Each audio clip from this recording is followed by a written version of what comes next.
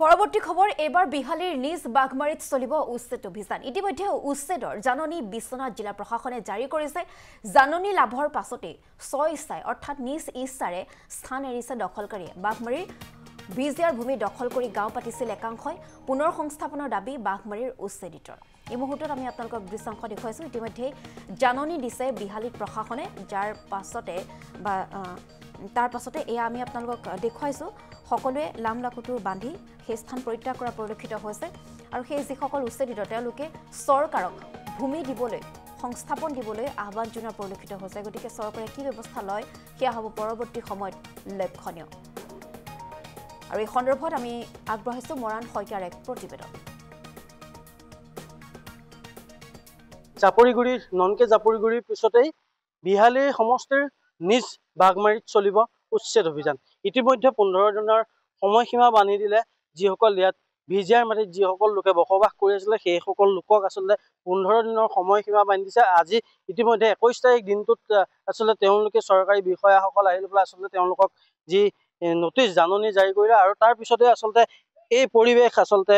মোৰ কেমেৰা সহযোগী অনুপম বৰাই দেখাব আসলে তেওঁলোকৰ যি সপোনৰ ঘৰটো আসলে বনাইছিলে এনেদৰে আসলে তেওঁলোকে বৰ্তমান সময়ত আসলে এনেদৰে ভাঙি এঠাইৰ পৰা আন ঠাইলৈ লৈ যোৱাৰ বাবে আসলে তেওঁলোকে যি কাম যিখিনি কৰণীয় আছে কৰি আছে আৰু এজন ব্যক্তি বাসগৃহত মই বৰ্তমান বুজিছো তেওঁ যি কেঁচা ঘৰটো আছিলে কেঁচা ঘৰৰ খুঁটা এই মুহূৰ্তত এনেদৰে যিসকল লোক আছে লোকসকলে উঠাই লৈ যাবৰ বাবে তেওঁলোকে ইতিমধ্যে সাজু হৈছে মই তেখেতৰ লগত আছো কি ক'ব যিহেতু আপোনালোকলৈ নোটিছ আহিছে আপোনালোকৰ গাঁৱৰ মানুহে আসলে নিজেই ঘৰসমূহ ভাঙি লৈ গৈছে কি ক'ব এই মুহূৰ্তে মই মানে একো নকওঁ মই প্ৰথম হেমন্ত ছাৰক ধন্যবাদ জনাইছোঁ দ্বিতীয়তে দাদা যি হওক আমি তেওঁৰ মানুহ আমাক আশ্ৰয় দিব লাগিছিল আমাৰ কাগজ পাতি চাব লাগিছিল তেওঁ উচ্ছেদ কৰিছে আমি বেয়া পোৱা নাই আমাৰ এটাই দুখ লাগিছে তেওঁ আমাক স্থাপন দিব লাগিছিল ক'ৰবা মাটি দিব লাগিছিল বহাব লাগিছিল আমি ক'ত যাম কি কথা আমিতো তেওঁৰে মানুহ তেওঁ আমাৰ মানুহ আমি তেওঁৰ মানুহ তেওঁ আমাক জেগা দিব লাগিছিল বহিব দিব লাগিছিল এতিয়া মানুহ ক'ত যাব কি কথা মানুহবিলাকতো হাহাকাৰ হৈছে এতিয়া মোৰ ঘৰত যি পৰিস্থিতি মই দুখীয়া মানুহ কাম কৰি চলিছোঁ যি হওক ৰাতিত আহি পেলাই ইয়াত বহিছোঁ আৰামত খাইছোঁ সেইটো আমাৰ হেমন্ত ছাৰে সেইটো মানে শেষ কৰি দিলে আৰু কিন্তু আৰু কি ক'ম আৰু দুখৰ বিষয় তেওঁ যাতে আমাক বহিবলৈ তেওঁ অনুৰোধ জনাইছোঁ আমি তেওঁক আমি এইটোৱে ক'ম যে আমাক যাতে ক'ৰবাত মাটি দিয়ে ধুনীয়াকৈ বহিবলৈ এতিয়া যিহেতু আপুনি ঘৰটো ভাঙি আছে ইয়াৰ পিছত আপোনালোক ক'ত যাম বুলি ভাবিছে এতিয়া ক'ত যাম কি কথা এইটো বহিবতো যাবই লাগিব নহ'লে আমি থাকিম ক'ত কোনোবাটো যাব লাগিব আমাৰ নহ'লেতো আমাৰ উপায় নাই এতিয়া ল'ৰা ছোৱালী লৈ বুঢ়া মানুহ ক'ত যাম থকাৰ ব্যৱস্থাটো কৰিম আমি ক'তবা হ'লেও যাম ধৰক গতিকে এইটোৱে আৰু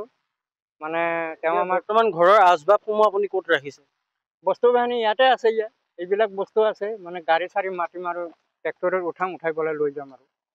ক'ত নিম বুলি আহিছে বৰ্তমান কোনো ঠিকনা নাই এতিয়া ঠিকনা ওলাম আমি এতিয়া ক'তটো হ'লেতো আমাৰ ঠিকনা ওলাই বহিব লাগিব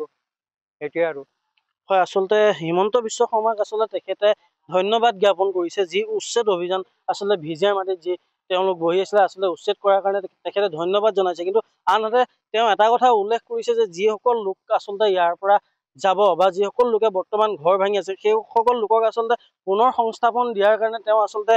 যি মন্তব্য আগবঢ়াইছে আচলতে চৰকাৰে সেই বিষয়টো আচলতে বৰ্তমান সময়ত বিবেচনা কৰিছে নাই সেই কথাৰ পৰা সেই কথাক লৈ পেলাই আমি কোনো ধৰণৰ বৰ্তমানলৈকে আমাৰ হাতত তথ্য নাই যিহেতু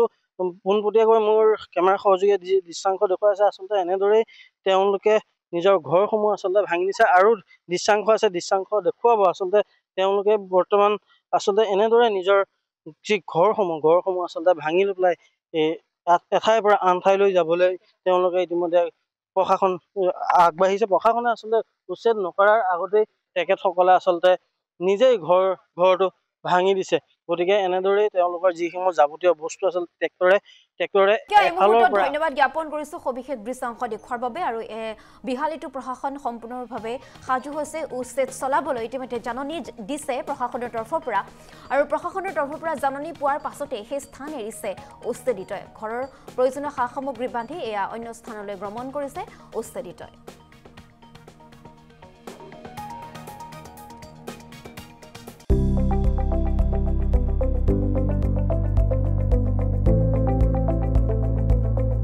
NB নিউজ সহজ সৰল ভাষাত নৱভাৰতৰ কথা